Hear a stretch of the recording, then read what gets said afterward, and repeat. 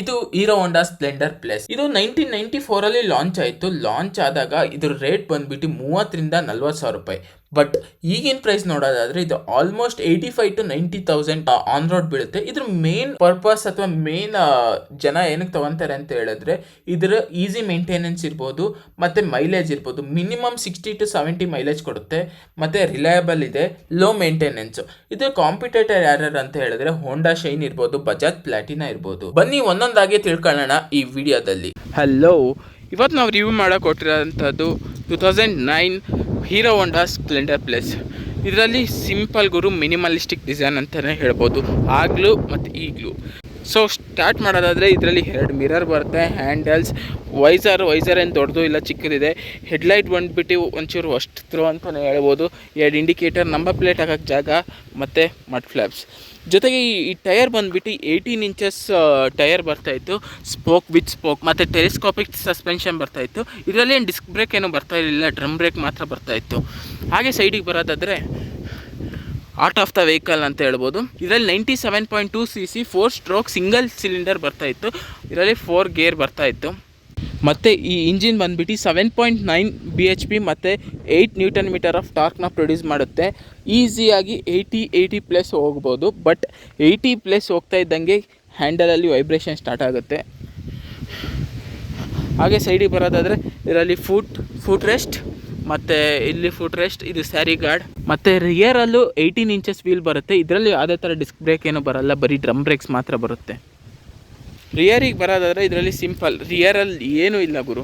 ಒಂದು tail light, ಯಾಕಂದರೆ ಬೇಕೇ ಬೇಕು, ಇಂಡಿಕೇಟರ್, ನಂಬರ್ ಪ್ಲೇಟ್, ರಿಫ್ಲೆಕ್ಟರ್, ಅಷ್ಟೇ ಮುಗೀತು.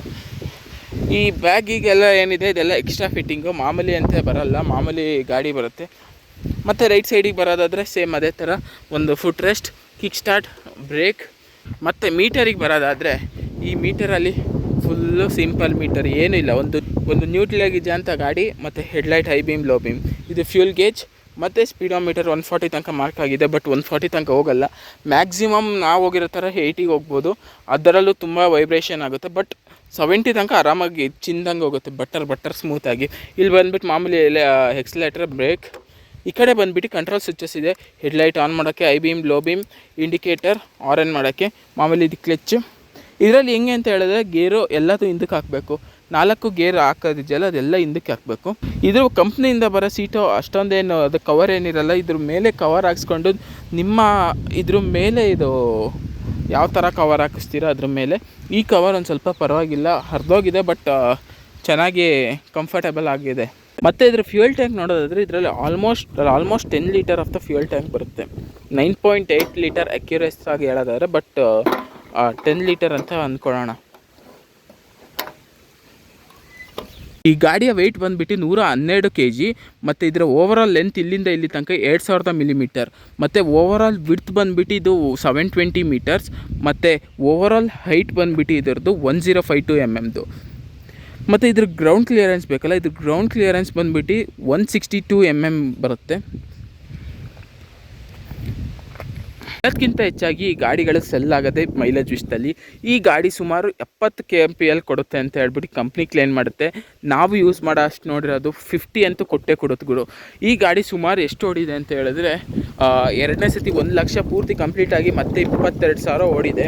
ಬಟ್ ನಮಗೆ ಆರಾಮ್ಸಾಗಿ 200 ರೂಪಾಯಿ ಹಾಕ್ಸಿದ್ರೆ ಆರಾಮಾಗಿ ಇಡೀ ಒಂದು ವೀಕ್ ಓಡಾಡ್ಬೋದು, ಡಿಪೆಂಡಿಂಗ್ ಆನ್ ದ ಎಷ್ಟು ನೀವು ಓಡಿಸ್ತೀರ ಅಂತ ಹೇಳ್ಬಿಟ್ಟು. ಬಟ್ ಆರಾಮ್ಸಾಗಿ 50+ ಅಂತೂ ಕೊಡುತ್ತೆ. ಈ ಹೀರೋ ಹೋಂಡಾ ಎಷ್ಟು ಪಾಪ್ಯುಲರ್ ಅಂತ ಹೇಳಿದ್ರೆ ಇದು ಟೋಟಲ್ ಸೇಲ್ಸ್ ಬಂದುಬಿಟ್ಟು 30 ಮಿಲಿಯನ್ ಪ್ಲಸ್. ಮತ್ತು ಹೋದ ನವಂಬರ್ ಇನ್ನೂ 6.8 ಲ್ಯಾಕ್ ಯೂನಿಟ್ನ ಸೆಲ್ ಮಾಡಿದ್ದಾರೆ. ಸೊ ಇದು ಬಂದುಬಿಟ್ಟು review of the hero Honda Splendor plus. ಹೆಂಗಿತ್ತು ಅಂತ ಹೇಳ್ಬಿಟ್ಟು ಕಮೆಂಟ್ ಸೆಕ್ಷನಲ್ಲಿ ಕಮೆಂಟ್ ಮಾಡಿ, ಮತ್ತು ಲೈಕ್ ಮಾಡಿ, ಶೇರ್ ಮಾಡಿ, ಮತ್ತು ಸಬ್ಸ್ಕ್ರೈಬ್ ಮಾಡಿ. ಬಾಯ್. ಸಿಗೋಣ ಮತ್ತೊಂದು ವೀಡಿಯೋ ಜೊತೆಗೆ.